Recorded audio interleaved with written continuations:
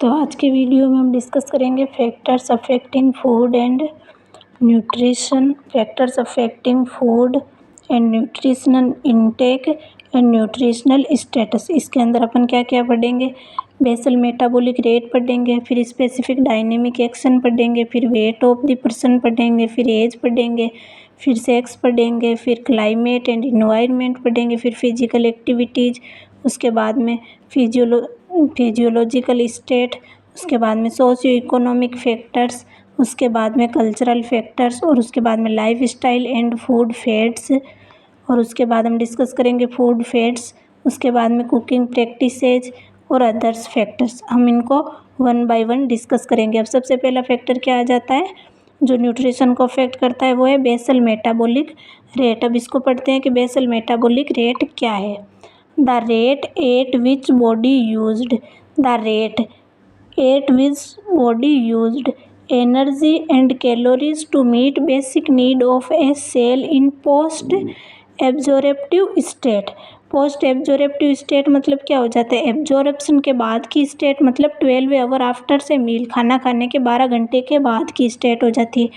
In complete physical and mental rest condition means क्या हो जाता है, अपन खाना खाने के 12 आवर बाद में देख रहे हैं तो अपन क्या हो जाएंगे, कंप्लीटली फिजिकल और मेंटल क्या हो जाएंगे, रेस्ट की कंडीशन में हो जाएंगे। तो बेसल मेटाबॉलिक रेट क्या हो जाती है, the rate at which body used energy and calories to meet basic need of a cell. मतलब वे रेट जिस पर क्या हो जाती है, अपनी बॉडी यूज करती है एनर्जी और कैलोरीज को, एनर्जी या फिर कैलोरी को क्यों यूज कर देती है, to meet basic need of a cell, मतलब जो बेसिक नीड होती है सेल की उसको पाने के लिए, किसके अंदर, पोस्ट एब्जॉर्प्टिव स्टेट के अंदर, यानी कि रेस्टिंग कंडीशन के अंदर जो रेट होती है वो क्या हो जाती है, बेसल मेटाबॉलिक रेट हो जाती है। उसके बाद में 2 नंबर पर आ जाता है स्पेसिफिक डायनेमिक एक्शन। इस स्पेसिफिक डायनेमिक एक्शन क्या है, the energy that has used by body during breakdown of a large molecule into basic unit. मतलब एनर्जी का यूज्ड हो रहा है, एनर्जी यूज्ड हो रही है किसके दौरान, during breakdown of a large molecule into basic unit, मतलब ब्रेकडाउन हो रहा है लार्ज मॉलिक्यूल का किसके अंदर, breakdown of large molecule into basic unit, breakdown हो रहा है लार्ज मॉलिक्यूल का स्मॉल मॉलिक्यूल में, मतलब लार्ज मॉलिक्यूल का बेसिक यूनिट में जब ब्रेकडाउन होता है तो उसके अंदर उसके ड्यूरिंग जो एनर्जी की रिक्वायरमेंट हो जाती है वो क्या कहलाता है, स्पेसिफिक डायनेमिक एक्शन कहलाता है। जो स्पेसिफिक डायनेमिक एक्शन है वो प्रोटीन का कितना होता है, 30, कार्बोहाइड्रेट का 5 और जो फैट होती है उसका 13 होता है। तो जो प्रोटीन होता है इसका स्पेसिफिक डायनेमिक एक्शन ज़्यादा होता है। क्यों होता है, क्योंकि प्रोटीन को तोड़ने के लिए एनर्जी की ज़्यादा रिक्वायरमेंट हो जाती है। जो कार्बोहाइड्रेट है वो इजीली डाइजेस्ट होता है, इसलिए इसका स्पेसिफिक डायनेमिक एक्शन भी क्या हो जाएगा, कम हो जाएगा। क्यों, क्योंकि स्पेसिफिक डायनेमिक एक्शन है ही क्या, breakdown of large molecule into basic unit, और जो कार्बोहाइड्रेट है इसका ब्रेकडाउन इजीली हो जाता है, तो इसके लिए ये क्या हो जाएगा, सबसे कम हो जाएगा। उसके बाद अपन पढ़ते हैं वेट ऑफ द पर्सन। इसके अंदर क्या आता है, weight of the person. Total metabolism include work done in moving one's own weight from place to place. जो मेटाबॉलिज्म होता है वो इंक्लूड कर देता है किसको, वर्क डन, अपन को कितना वर्क करना पड़ रहा है, moving up one own weight from place to place, अपने खुद के वेट को एक जगह से दूसरी जगह कैरी करने के लिए अपन को कितना वर्क डन करना पड़ रहा है मेटाबॉलिज्म में, उसको भी इंक्लूड किया जाता है। देयरफॉर, इसीलिए the heavier the individual the more energy is required for movement. जिनका वेट ज़्यादा होता है, हेवियर मीन्स जिनका वेट ज़्यादा हो जाता है, उन लोगों को क्या हो जाती है, more energy is required for movements, उनको ज़्यादा एनर्जी की ज़रूरत हो जाती है मूवमेंट्स के लिए। क्यों हो जाती है, क्योंकि क्या हो जाता है, उनमें जो मेटाबॉलिज्म हो जाता है वो इंक्लूड कर देता है वेट को भी। उसके बाद का कौन सा क्या हो जाती है, एज हो जाती है। एज किस प्रकार मेटाबॉलिज्म या न्यूट्रिशन को अफेक्ट करती है, young children need more energy and protein. जो यंग चिल्ड्रन, जो छोटे बच्चे होते हैं, उनको नीड हो जाती है मोर एनर्जी एंड प्रोटीन की। मोर एनर्जी और प्रोटीन की नीड क्यों हो जाती है, इन देयर ग्रोविंग एज, उनकी ग्रोविंग एज के ड्यूरिंग क्या हो जाती है, उनको मोर एनर्जी और प्रोटीन की रिक्वायरमेंट हो जाती है। क्यों? क्योंकि जो यंग चिल्ड्रन होते हैं उनकी BMR ज़्यादा हो जाती है और जो उनका डेवलपमेंट होता है वो हो ही रहा होता है और बॉडी बिल्ड हो रही होती है, तो उनको क्या हो जाता है, मोर एनर्जी और प्रोटीन की रिक्वायरमेंट होती है ग्रोइंग एज के दौरान। And adolescent require more calories than the adult. उसके बाद में जो एडोलेसेंट्स होते हैं उनको ज़्यादा कैलोरी की ज़रूरत हो जाती है, किसकी कंपैरिजन में, एडल्ट्स के कंपैरिजन में। तो सबसे ज़्यादा तो यंग चिल्ड्रंस को, उसके बाद में एडोलेसेंट्स को, किसके कंपैरिजन में, एडल्ट के कंपैरिजन में। The energy requirement with the age decrease because of fall in BMR and decrease physical activities. जो एनर्जी रिक्वायरमेंट होती है तो वो एज के साथ में क्या हो जाती है, डिक्रीज हो जाती है। अभी अपन ने देखा एनर्जी रिक्वायरमेंट चिल्ड्रंस में ज़्यादा होगी, फिर एडोलेसेंट में ज़्यादा होगी, किसके कंपैरिजन में, एडल्ट के कंपैरिजन में। तो एनर्जी रिक्वायरमेंट क्या हो जाती है, एज के साथ में डिक्रीज हो जाती है। क्यों हो जाती है? क्योंकि जब एज इंक्रीज हो जाती है तो उनकी BMR डिक्रीज हो जाती है और जो फिजिकल एक्टिविटीज़ होती है वो भी डिक्रीज हो जाती है। तो BMR और फिजिकल एक्टिविटीज़ दोनों, BMR डिक्रीज हो गई और फिजिकल एक्टिविटीज़ डिक्रीज होगी, मतलब वो कुछ काम ही नहीं कर रहा है। अगर काम नहीं करेगा तो क्या होगा, ऊर्जा की भी कमी ज़रूरत होगी, तो उनमें क्या हो जाएगी, एनर्जी रिक्वायरमेंट भी डिक्रीज हो जाएगी। और नेक्स्ट हो जाता है सेक्स। सेक्स कैसे अफेक्ट करता है?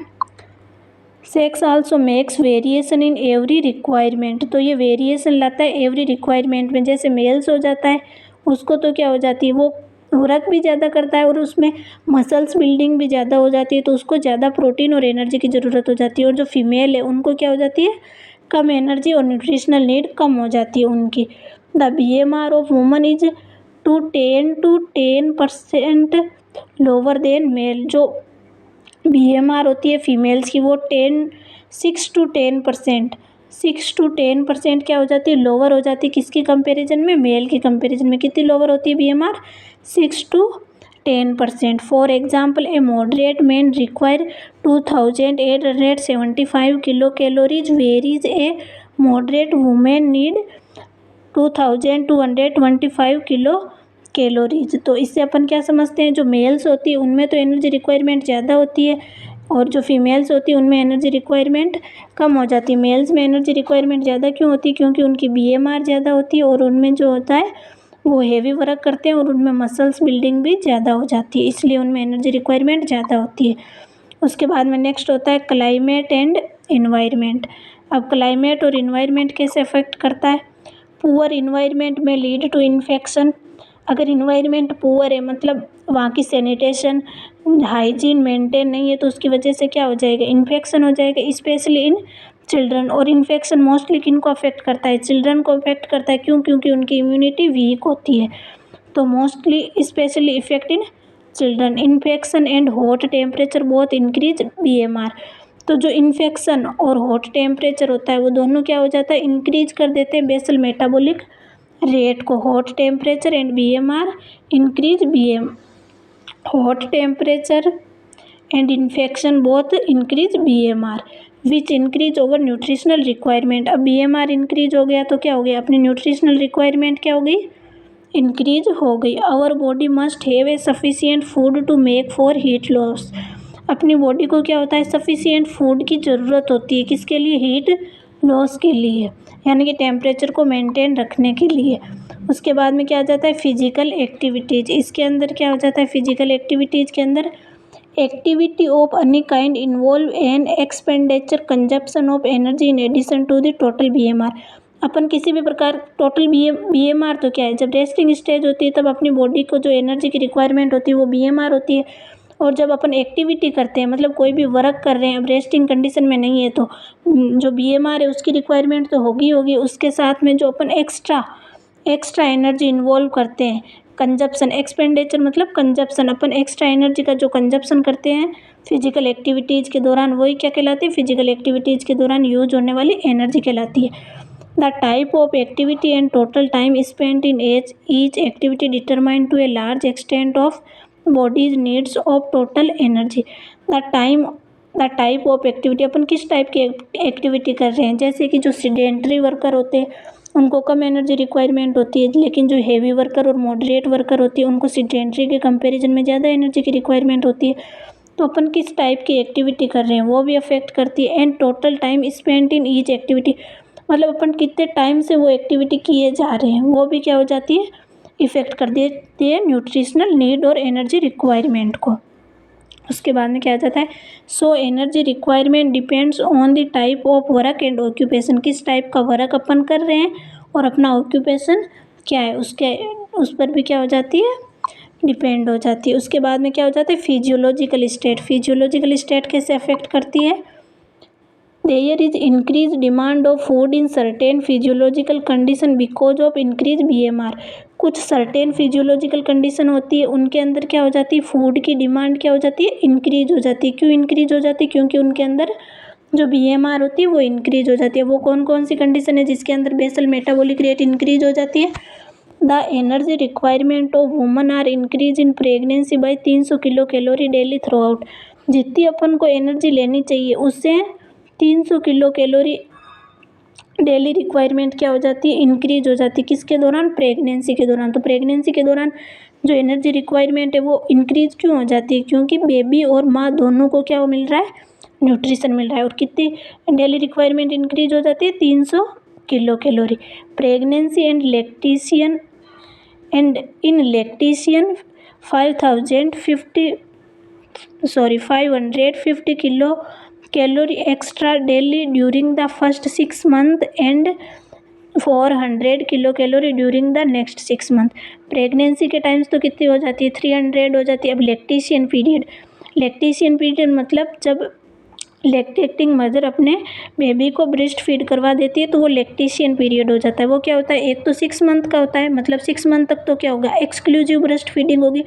और उसके बाद में क्या हो जाएगी, वीनिंग प्रोसेस भी हो जाएगी और ब्रेस्ट फीडिंग दोनों साथ में चलेगी। जब एक्सक्लूसिव ब्रेस्ट फीडिंग होती है उस लैक्टेशन पीरियड में कितनी एनर्जी की रिक्वायरमेंट होती है, 550 एनर्जी की एक्स्ट्रा रिक्वायरमेंट होती है। और जो उसके बाद का जो पीरियड होता है उसके दौरान कितनी एनर्जी की एक्स्ट्रा नीड हो जाती है, 400 की एक्स्ट्रा नीड हो जाती है। The need of extra energy is associated with deposition of tissue during pregnancy and selection of milk secretion of milk during lactation. ये एनर्जी रिक्वायरमेंट ज़्यादा क्यों हुई, क्योंकि प्रेगनेंसी के टाइम क्या हो जाता है, डिपोजिशन हो जाता है टिश्यूज़ का उस वजह से, और during pregnancy and secretion of milk during lactation.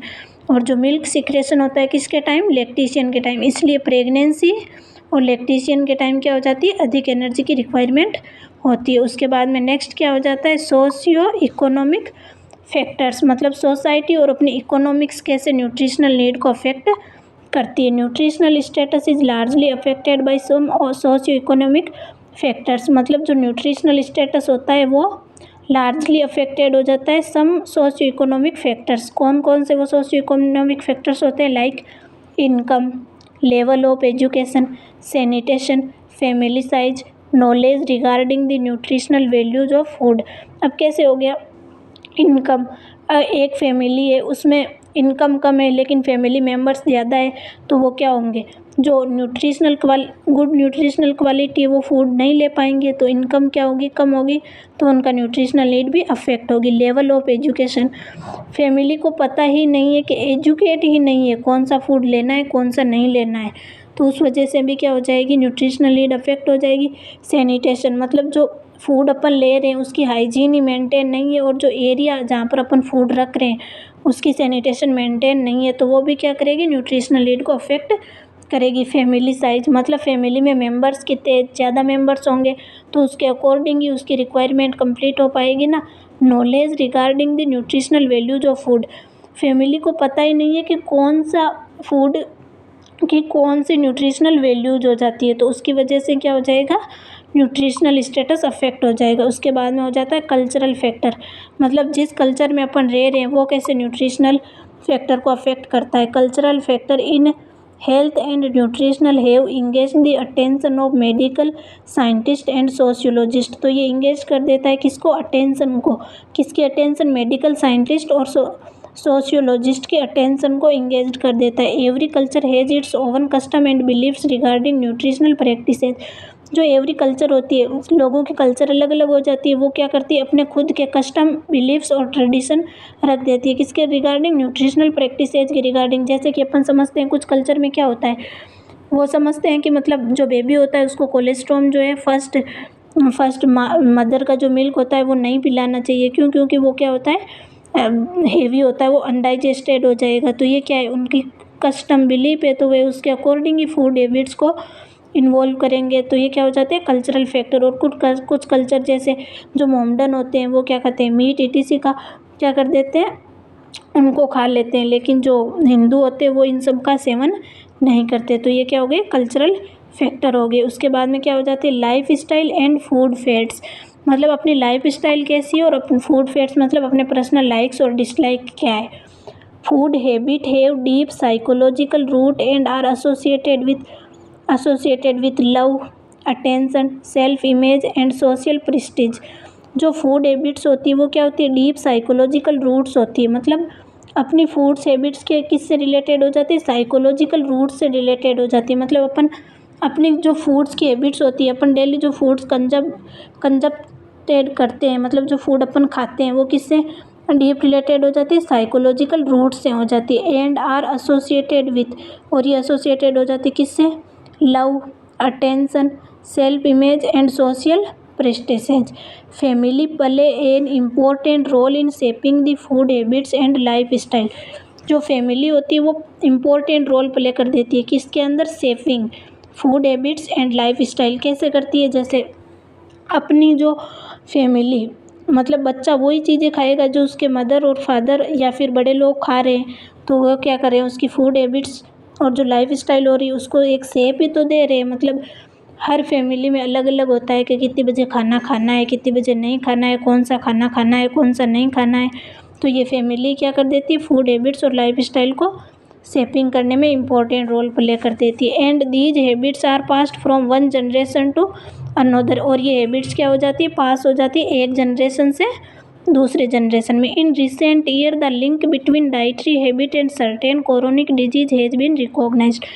Recent year में क्या किया गया है, अगर अपनी डाइटरी हैबिट्स और लाइफ स्टाइल अच्छे से नहीं होगी तो क्या हो जाएगा, अपन को कुछ सर्टेन क्रोनिक डिजीज हो जाएगी। क्रोनिक डिजीज मतलब लॉन्ग टाइम से होने वाली डिजीज जो हो जाती है वो क्रोनिक डिजीज हो जाती है। किसकी वजह से हो जाती है, अपनी लाइफ स्टाइल और फूड हैबिट्स जो होती है वो सही से नहीं होती तो हो जाती है। हैज़ बीन रिकॉग्नाइज्ड, इसमें कौन कौन सी हो जाती है, ओबेसिटी, डायबिटीज़, कार्डियोवास्कुलर डिजीज। तो अब ओबेसिटी क्या है, एक फूड लाइफ स्टाइल और जो अपनी फूड हैबिट्स है उसके कारण ही हो जाती है। ओबेसिटी मतलब क्या होता है, जब अपन खाना ज़्यादा खा लेते हैं तो ओबेसिटी एक माल न्यूट्रिशन ही होता है। माल न्यूट्रिशन में भी किसका टाइप्स हो जाता है, ओवर न्यूट्रिशन का हो जाता है। ओबेसिटी हो जाती है, अपनी हैबिट्स अगर अच्छी नहीं होगी तो डायबिटीज़ हो जाएगी, कार्डियोवास्कुलर डिजीज हो जाएगी। ये क्या है, अपनी लाइफ स्टाइल के कारण होने वाली डिजीज हो जाती है। So nutritional education is major intervention for the hands of nurses for prevention of such disease by little modification in their lifestyle and dietary habits।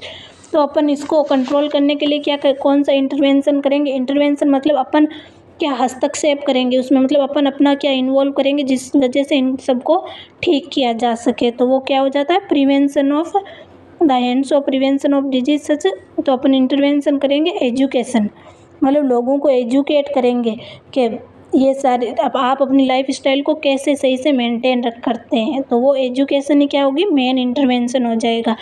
क्यों हो जाएगा, अपन ये इंटरवेंशन करते क्यों है, प्रिवेंट करने के लिए। क्या प्रिवेंट करने के लिए, जो डिजीज हो रही है डाइटरी हैबिट्स और लाइफ स्टाइल की वजह से। कौन कौन सी डिजीज हो रही थी, ओबेसिटी, कार्डियोवास्कुलर और डायबिटीज़ मेलाइटस, इनको ट्रीट करने के लिए।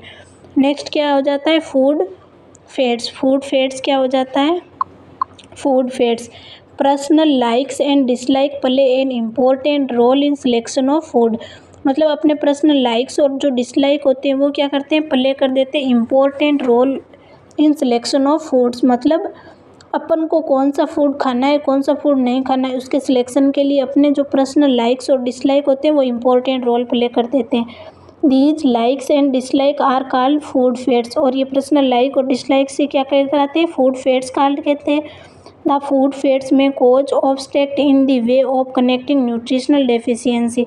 जो फूड्स फैट्स होते हैं में obstacle in the way of connecting nutritional deficiency, obstacle कर देते हैं way in connecting nutritional deficiency. उसके बाद में क्या हो जाती है, कुकिंग प्रैक्टिसेज पढ़ते हैं, मतलब कुकिंग प्रैक्टिसेज किस प्रकार से अपने न्यूट्रिशनल नीड को अफेक्ट करती है। The method of cooking like draining away the rice water at the end of cooking, मतलब अपन किस मेथड से कुक कर रहे हैं फूड को, जैसे draining away the rice water at the end of cooking, cook करने के बाद अपन क्या करते हैं, जो चावल है उसके अंदर से जो वाटर है उसको क्या करते हैं, बाहर निकालते हैं। तो वो मेथड्स कैसे करते थे, prolonged child rearing practices vary from region to region. Child rearing practices मतलब अपन चाइल्ड का पालन पोषण कैसे करते हैं, वो चीज़ क्या कहलाती है, चाइल्ड रियरिंग प्रैक्टिसेज कहलाती है। तो ये वेरी कर देती है किससे, from region to region and greatly influence the nutritional status of children. ये वेरी कर देती है फ्रॉम रीजन टू रीजन, इसका मतलब क्या हुआ, ये अलग अलग रीजन में अलग अलग होती है। कुछ लोग चाइल्ड रियरिंग प्रैक्टिसेज अलग टाइप से करते हैं, कुछ अलग टाइप से कर देते हैं। And greatly influence the nutritional status of children, और ये क्या कर देती है, इन्फ्लुएंस मतलब अफेक्ट कर देती है न्यूट्रिशनल स्टेटस, किसके न्यूट्रिशनल स्टेटस को, चिल्ड्रन के स्टेटस को। Specially newborn infant in some families colostrum is not given to baby. तो चाइल्ड रियरिंग प्रैक्टिसेज में क्या आता है, जो न्यूबॉर्न बेबी होती है, न्यूबॉर्न बेबी या इन्फेंट जो होता है उसको कुछ फैमिलीज तो क्या करती है, जो कोलेस्ट्रॉम मतलब जो फर्स्ट मिल्क होता है उसको नहीं देते। क्यों नहीं देते, the people say that this hard and hot is not digest easily. तो वे क्यों नहीं देते, वो सोचते हैं कि ये मिल्क जो है वो हार्ड है, हॉट है और डाइजेस्ट नहीं होगा इजीली, इसलिए वो इसको अवॉइड करते हैं। Colostrum contain antibodies which prevent newborn from certain disease. जो कोलेस्ट्रॉम होता है वो कंटेन कर देता है एंटीबॉडीज़ को। कोलेस्ट्रॉम मतलब जो मिल्क होता है उस मिल्क के अंदर एंटीबॉडीज़ तो होगी, which prevent newborn from certain disease, जो कि न्यूबॉर्न को सर्टेन डिजीज से क्या कर देता है, प्रिवेंट कर देता है। उसके बाद में अपन पढ़ेंगे अदर्स फैक्टर। अदर्स फैक्टर में कौन कौन से फैक्टर आ जाते हैं, ट्रेडिशनल और cultural factor, food production and distribution means food कैसे, फूड का प्रोडक्शन कैसे हो रहा है और उसका डिस्ट्रीब्यूशन कैसे हो रहा है, और रिलीजियस फैक्टर।